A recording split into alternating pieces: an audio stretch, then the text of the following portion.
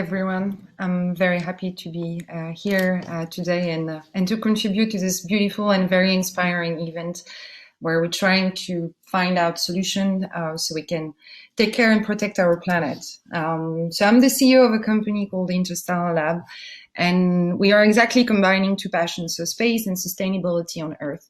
Because my point of view is that becoming a multi-planet species is, for me, is a very exciting future, but I don't see the point of going to another planet if we are not able to maintain and to protect life that we have on Earth right now. So the mission of the company is to help humans live in harmony with their environment on any planet, starting with this one. So how do we do that? So our goal is to build closed loops, self-sustaining villages with what we call the regenerative environmental technology. So the problems we are trying to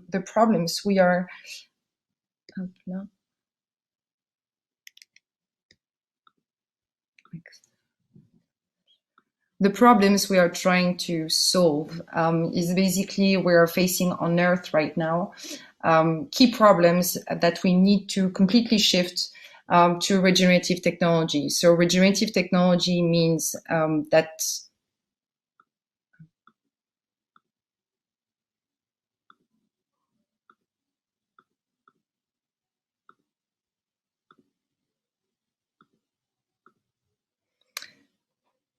yes, so there is a necessity, thank you. There is a necessity for the future of human civilization on Earth to switch to regenerative technology. So regenerative technologies are technology that are reusing, that are completely closing the loop, that basically what we consume is reused and we put into a very circular economy and circular system. And that's an approach that we need to do on Earth right now. And we have basically 10 coming years to focus on that and how to implement this technology.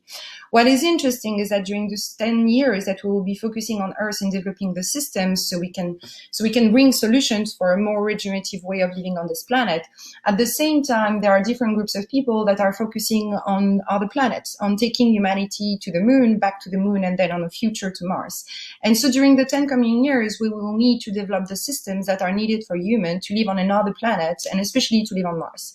But if you think about it, the technology and the system that we need on Mars needs to be regenerative. You cannot keep to have an open loop approach when you go to another planet. You need to build a system where you produce your food, you regenerate the air, you recycle the waste, and where you cycle the water in a closed loop system. And that's exactly the same technology and the same approach that we need to implement right now on Earth during those 10 coming years. So is there a way that we can use technology designed for future space settlement to help us on Earth transition to regenerative solution? And that's what we're trying to do at Interstellar Lab. And to do so, our approach is to build bioregenerative villages, which are called EBIOS. So experimental bioregenerative station. So we're planning on building 10 stations on Earth before building one on Mars. Eventually we'll do some testing on the moon as well. So stations are designed as a completely self-sustaining closed loop habitat. The goal is to build a station, so 10 stations, each of them will be designed for 150 people, completely self-sustaining, where we can produce our own food, recycle the water, produce the air that people will breathe inside the station, and recycle everything. But to do that, we do that in a very steady way. So before building a full-scale station for 150 people, we start by building a module that is designed for 5 people. And then over 5 years, basically, we can grow the small module into a small villages. That's our approach. The key technology that we have inside EBIOS, so basically it's composed of a controlled environment agriculture system where we develop our own aeroponic system combined with a controlled environment greenhouse where we recreate the ideal condition in a completely sealed environment for plant to growth. It's connected to a water and a waste management system where we use both biochemical and physicochemical technology to recycle the water, to turn black water into direct potable water locally without using the power of a big water treatment system plant next to it. So it's a very autonomous and independent way of like recycle all the water and the waste. And all of that, so combined with an habitat, and all of that is controlled by by an algorithm that allow us to predict how the station is going to behave.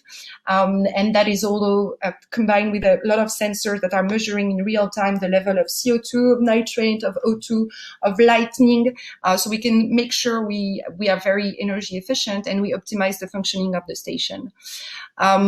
Our goal, so as I said, is to build 10 stations on this planet before we aim for Mars.